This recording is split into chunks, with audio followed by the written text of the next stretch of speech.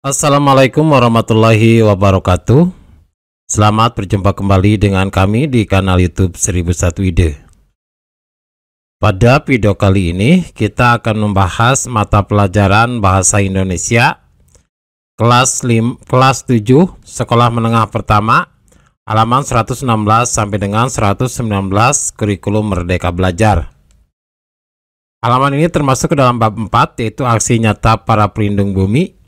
Dan kita akan membahas pada bagian C, yaitu mengidentifikasi unsur-unsur berita. Kegiatan yang kelima, mengidentifikasi unsur berita di berbagai media. Pembahasan ini termasuk ke dalam semester yang kedua. Sebelum lanjut pada video pembahasan, kami mengucapkan terima kasih atas dukungannya terhadap perkembangan channel ini, yaitu dengan menekan tombol subscribe dan mengaktifkan tombol notifikasinya. Silakan buka pada halaman 116. Jadi A. Mengidentifikasi unsur-unsur berita. Kupas teori. Kalian telah mengenal perbedaan bacaan berita cetak, digital, dan audiovisual. Tentu terdapat pula persamaan di antara ketiga jenis bacaan berita tersebut. Kebaruan. Berita berarti kabar atau warta. Jadi berita adalah teks yang berisi kabar terkini tentang sebuah peristiwa yang terjadi di suatu tempat. Objek liputan berita adalah peristiwa terkini yang mungkin tak terancang sebelumnya. Misalnya, peristiwa letusan Gunung Merapi. Tidak ada seorang pun manusia yang tahu bahwa hari itu Gunung Merapi meletus, bukan? Unsur teks berita. Berita cetak, digital, dan audiovisual sama-sama memiliki unsur sebagai berikut. Yang pertama, judul berita. Judul berita menggambarkan isi pokok berita dan menarik perhatian pembaca. Penulis berita harus benar-benar lihai mengemas judul. Perhatikan bagian A, bagian B, dan bagian C. Ini adalah judul dari sebuah berita. Yang A, unik peringatan jam bumi di media sosial Bhinneka Persada. Yang B, mencegah memburuknya gejala konsumerisme pada remaja. Dan C, komunitas Kelana Bumi gelar malam keakraban di Puncak Semeru.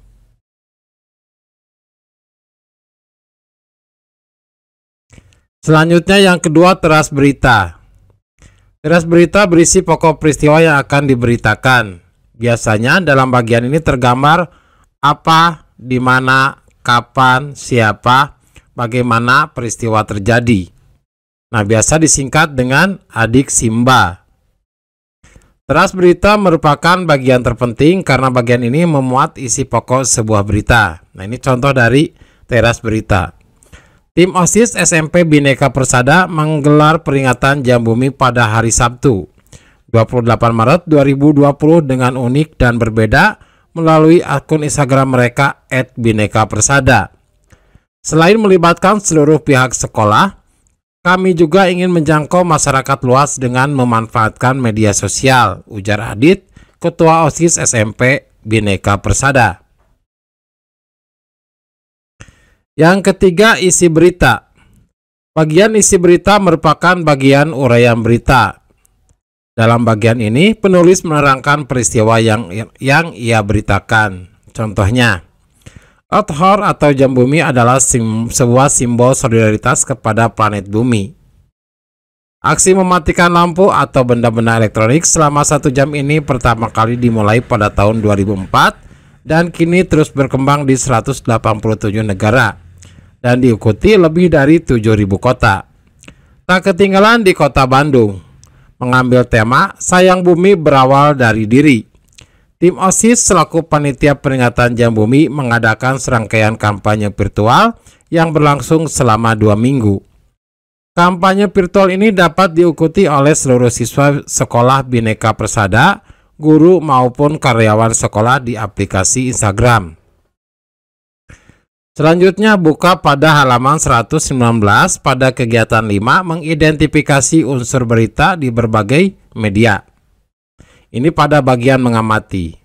Tuliskan ulang judul dan simpulkan teras dan isi berita dalam ketiga teks berita cetak, digital, dan audiovisual di atas dengan bahasa kalian sendiri. Jadi sebelumnya ada teks, yaitu teks berita cetak, teks cerita digital, dan terakhir ada teks berita tentang audio visual.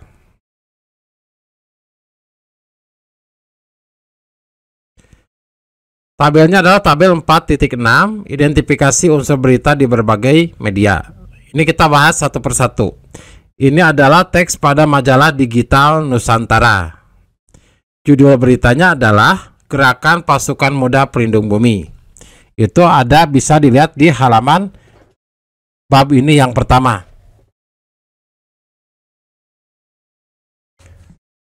Teras beritanya adalah, ini berada pada bagian paragraf yang pertama. Sambil membawa batang bibit mangrove dalam lumpur dan kecipak air, puluhan anak muda dari berbagai daerah ini menyusuri pesisir Teluk Awur, Jepara, Jawa Tengah. Sesekali mereka tampak asik saling memberitahu cara menanam batang mangrove di bibir pantai dalam program konservasi mangrove cultivation. Nah, jadi ini adalah teras berita yang menggambarkan dari berita yang akan disajikan.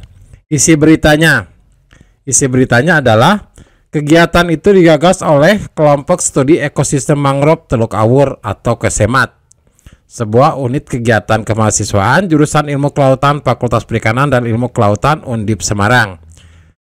Jadi untuk isi beritanya itu, selain paragraf yang ini adalah paragraf selanjutnya sampai dengan selesai, itu adalah isi dari berita tentang Gerakan Pasukan Muda Pelindung Bumi. Selanjutnya adalah pada bagian teks pada harian Kompas cetak. Judul beritanya adalah Saatnya Melirik Hutan Kalteng yang Rapuh.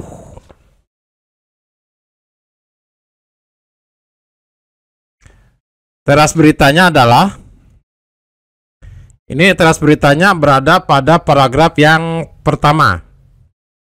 Hutan belantara menjadi kekayaan alam tak ternilai bagi Kalimantan Tengah.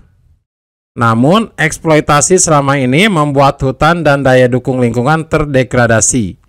Hutan rapuh menanti sentuhan pemimpin yang peduli. Nah, jadi untuk paragraf ini menggambarkan dari berita yang akan disajikan. Isi beritanya, hari-hari suram mewarnai hidup Mas Lani, 55, warga Temanggung Tilung, Kota Palangkaraya, Kalimantan Tengah.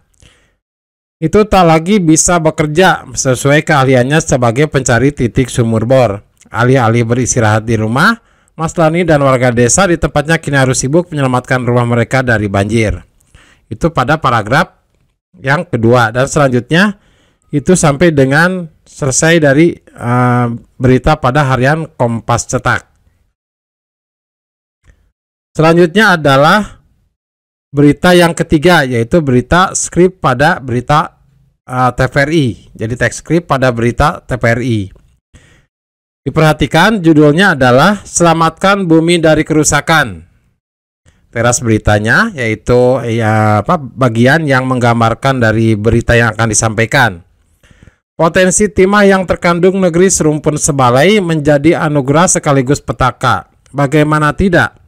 Fakta bahwa sebagian besar wilayah Bangka maupun Belitung rusak akibat pertambangan jelas terlihat di depan mata. Lahan kritis pasca tambang, lubang-lubang kolong yang menjadi tontonan dan terjarahnya alam indah, nan hijau menjadi kawasan tambang ilegal maupun ilegal menjadi dampak yang tidak terelakkan.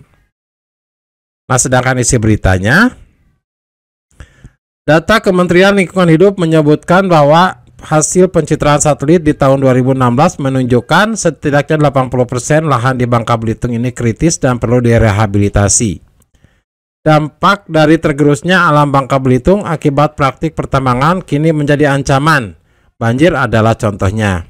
Dan selanjutnya pada paragraf-paragraf selanjutnya sampai berita pada berita TVRI ini adalah tersampaikan semuanya.